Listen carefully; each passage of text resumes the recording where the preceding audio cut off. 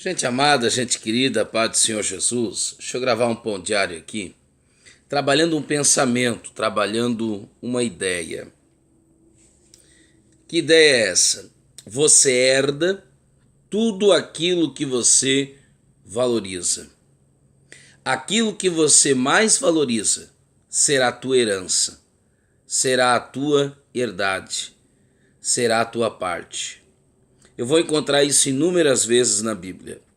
Há um texto que eu já preguei inúmeras vezes, das mais variadas formas, que é Lucas capítulo de número 15, mais propriamente dito na parábola do filho pródigo, que não é a parábola do filho, mas é a parábola do pai. E eu já trabalhei esse texto com tantas ideias, com tantas hipóteses, que eu temo correr o risco de me tornar repetitivo, mas também temo abandonar um texto que eu amo demais e que eu encontro as mais preciosas lições.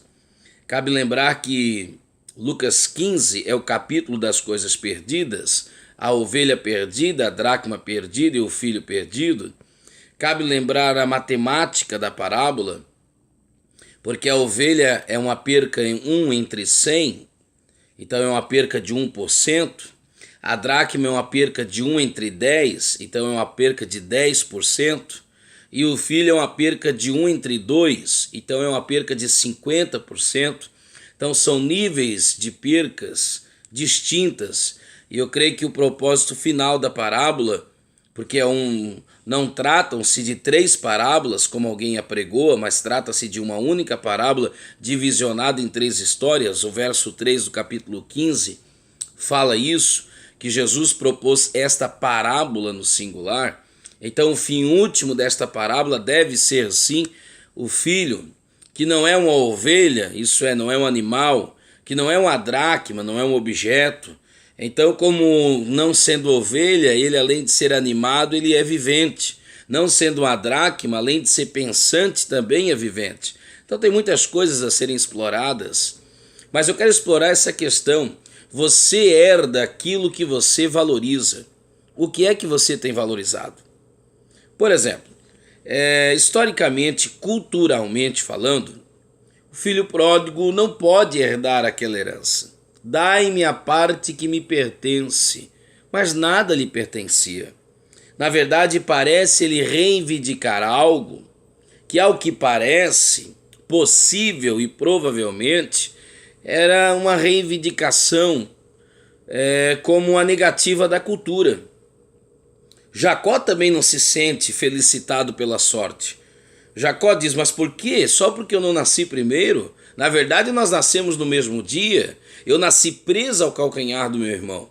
Agora, por que ele tem de herdar toda a sorte de bênção e a mim não restar coisa alguma? Só porque eu sou o filho derradeiro e não sou o filho primogênito? Então eu quero lutar na contracultura. Então parece-nos que é a mesma coisa que vai acontecer com o filho pródigo. Pode haver entre eles uma disputa de herdade. Se perceberá isso no texto. Há restícios disso no texto. Nas entrelinhas, quando bem entendido, quando dado asas à imaginação, você vai perceber isso nas entrelinhas. Porque o filho mais velho fica ridicularizado com o fato de que o pai deu mais do que deveria. Já tinha dado a herdade. E agora, mais do que herdade, toma parte da outra herdade e dá ao seu filho. Porque se aquele filho mais novo já tomou a sua herdade, então o novilho, o novilho cevado faz parte da minha. Ele já tomou a parte que me era, porque eu sou primogênito. E na cultura, eu sou o herdeiro e não ele. Então agora ele gasta a herdade que é sua, que na verdade não é. E agora ele vai gastar parte do que é meu. Então há um problema de herança quanto a isso. Então você pode suspeitar claramente que havia nas entrelinhas uma questão e uma guerra interna entre o filho mais velho e o filho mais novo, do porquê que só porque eu sou mais novo eu não terei direito à herdade. Se o meu pai morrer, o meu irmão se apossará de tudo que tenho. Então eu vou pedir com meu pai ainda em vida, a fim de que eu receba essa herdade. E a herdade, a herança, ela é uma bênção. Mas o pai ainda estava vivo. Então não é tempo de receber a bênção.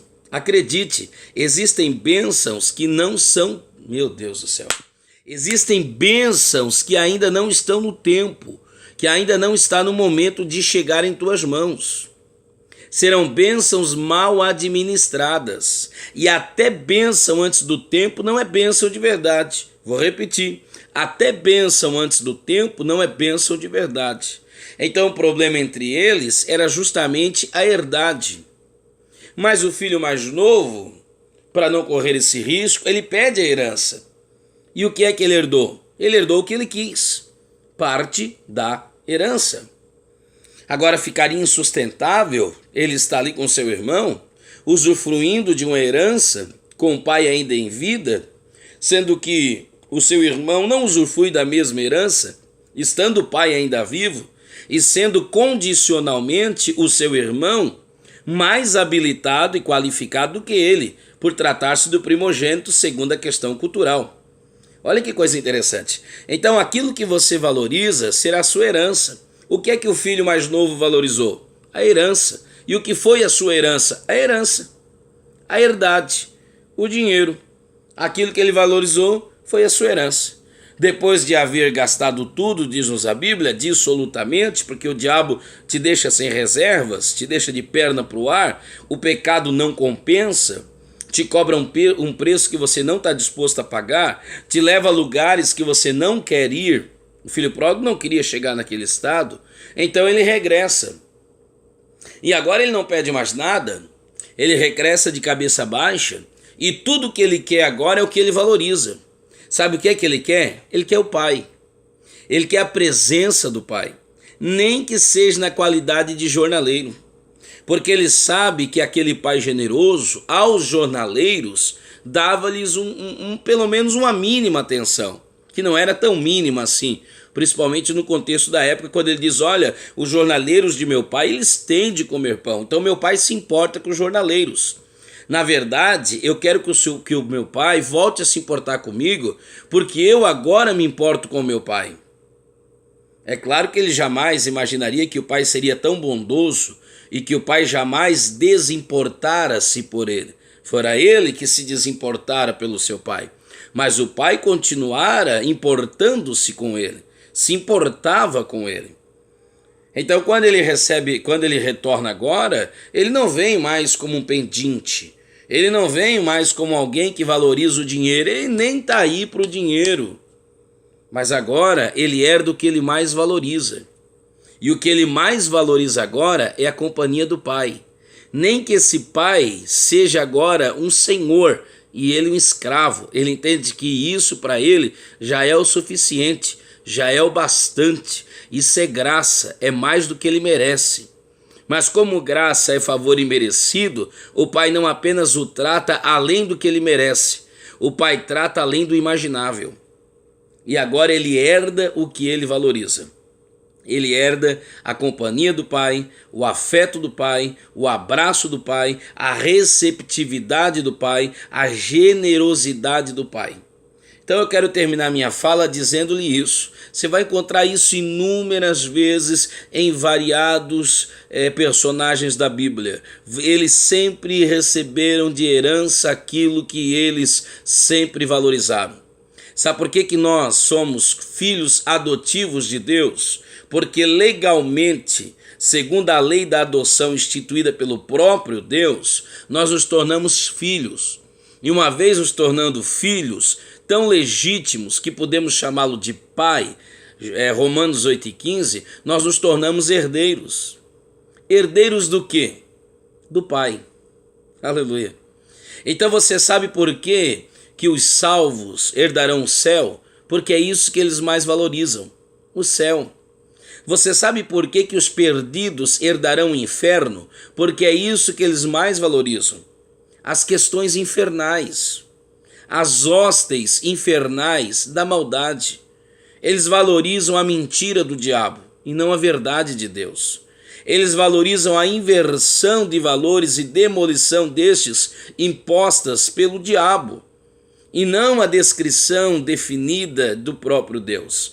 Então Deus não é injusto. Deus dará ao indivíduo aquilo que ele mais valorizou, porque aquilo que ele mais valorizou será a sua herança. Isso é a lei da semeadura. Então receba esta palavra e eu termino perguntando-lhe: o que é que de fato você tem valorizado? Essa será a tua herança. É a tua família?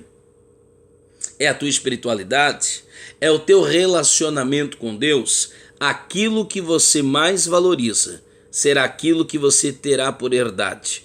Deus te dará por herança aquilo que tu mais valorizas. Tá bom? Que Deus te abençoe. Em nome de Jesus. Deixe seu like, inscreva-se no canal, seja abençoado e medite nesta palavra. Aquilo que eu mais valorizo será minha herança. Que Deus te abençoe em nome de Jesus. Amém.